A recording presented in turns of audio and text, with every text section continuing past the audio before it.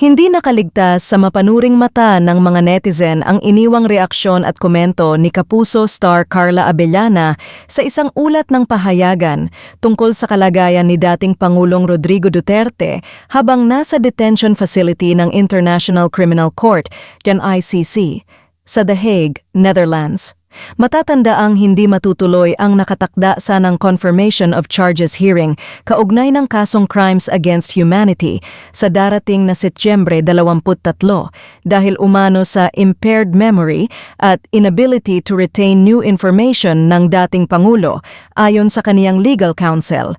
Batay umano sa isinagawang pagsusuring medikal na kinabibilangan ng neuropsychological evaluation, CT scan at MRI, lumalabas umanong hindi kayang tumindig ni Duterte sa paglilitis sa rasong lacks the capacity to apply the cognitive skills essential for the proper conduct of his defense.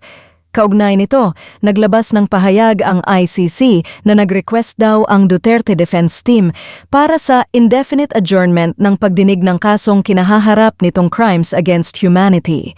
Laman ng nasabing hiling ng kampo ni Duterte na hirap na raw maiproseso ng dating Pangulo ang mahahalagang impormasyon katulad ng kaniyang kaso at mga anak. Saad pa ng abogado ni FPRRD, hindi na raw kakayanin ni Duterte na dumalo pa sa anumang legal proceedings ng kaniyang kaso.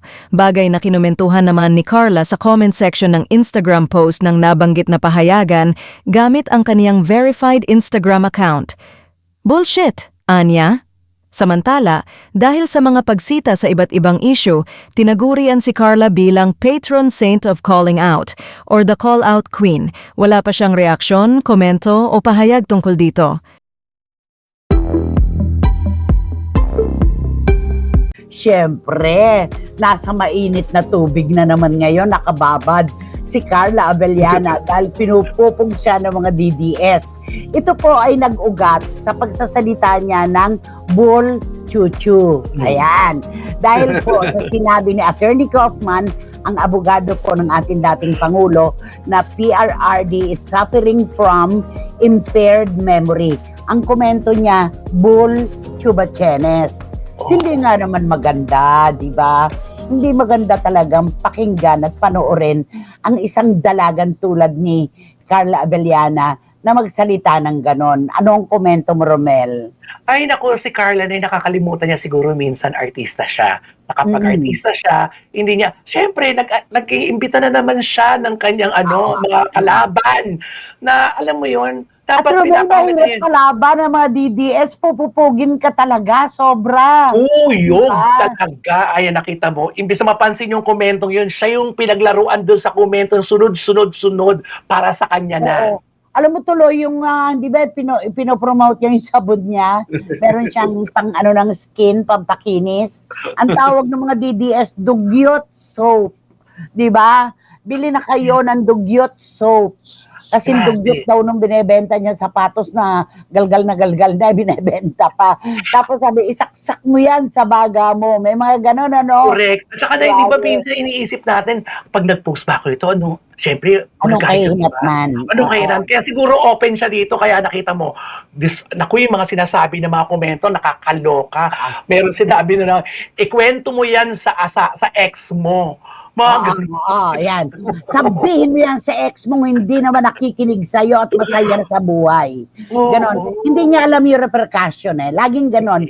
Sa anumang ginagawa natin mga kapatid, may nakalaan po yan na balik sa atin. Karma nga Ang karma ay dalawa.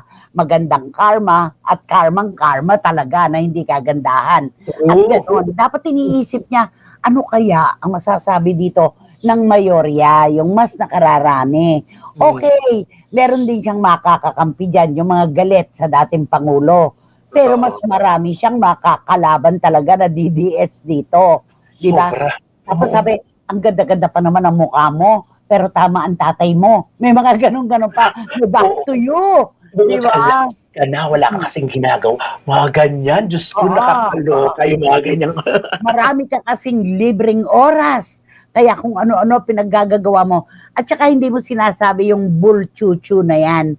Sa isang tao na alam mo na nga na nagsasuffer na nga, nakakulong na nga sa ICC, at alam naman nating ipinakikipaglaban pa ang kanyang kapalaran. Sasabihin mo, sinabi lang ni Attorney Kaufman na PRRD is suffering from impaired memory. Totoo o hindi, wala tayong karapatan. Lalo ka pa dahil personalidad kang kilala. Talagang idudugyot-dugyot ka talaga ng mga tao, di ba? Correct. At saka itong kung ano na yun, updated ito para sa mga taga-suporta at nagmamahal sa dating Pangulo. Hindi para ito na sausawan ng mga kung sino. Diba? Ina-update lang yung Update yan. Pinakahuling balita tungkol sa nagaganap sa dating Pangulo sa ICC. Yun. Si Carla ang natsyempohan. Bullshit. Oo, nakakaloka yun. Mali. Sabi ni Juris Dr. Channel, okay na sana na siya ang tinaguri ang call-out queen. Pero parang napasobra na siya sa pagsawsaw. Alam ng lahat na mainit ang ulo ng mga DDS. Kaya imbes na yung issue ang mapag-usapan, siya tuloy ngayon ang pinupulutan. Sabi nga nila, huwag kang makisawsaw kung ayaw mong mapasama sa sawsawan. Totoo yan, di ba? Huwag kang makisawsaw kung di ka ready na tanggapin yung back to you na yan. O, di ba? Hindi po uso kay Carla ang think before you click. Boba, sabi ni Super Espiritu.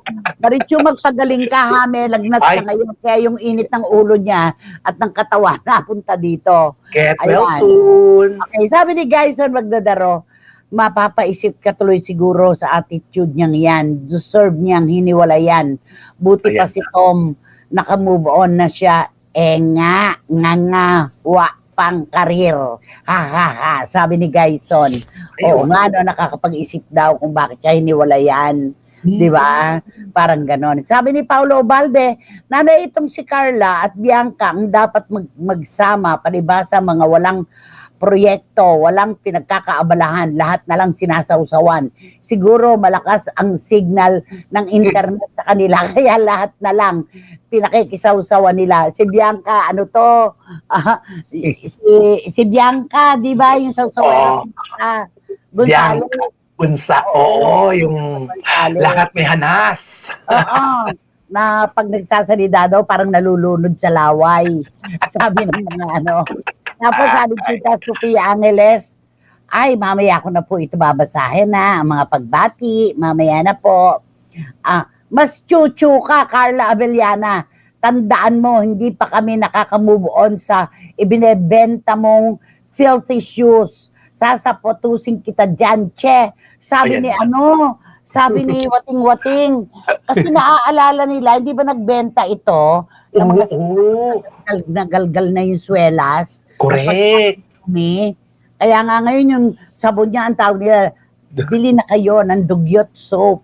Di ba? Isaksak mo yan sa baga mo. Sabi ng mga DDS sa kanya, aanhin mo ang ganda. Kung ang ugali naman ay tulad ni Carla, may ganun pa. Wala na. Gusto niya to eh. Sayang. Ako si Philip Villanueva, tutok na tutok. Mamaya yan, magte-text na siya. Mamaya, makita mo. Okay, sabi ni John, nakakapanghinayang ang mga babaeng tulad ni Carla Abellana na sa biglang tingin maganda. Hindi rin naman nakakasawa ang beauty niya. Pero kapag ganito, na nakikisawsaw siya sa lahat ng issue, yung ganda nawawala, naiinis ka na lang. Totoo yun. Di ba? Totoo yun. Yung kagandahan. Oo, nabura, hindi na napapansin. Lumilipas yan. Kasi nga, ganyan na nangyayari. Naku, iwanan na nga natin si Carla. Diba? Okay.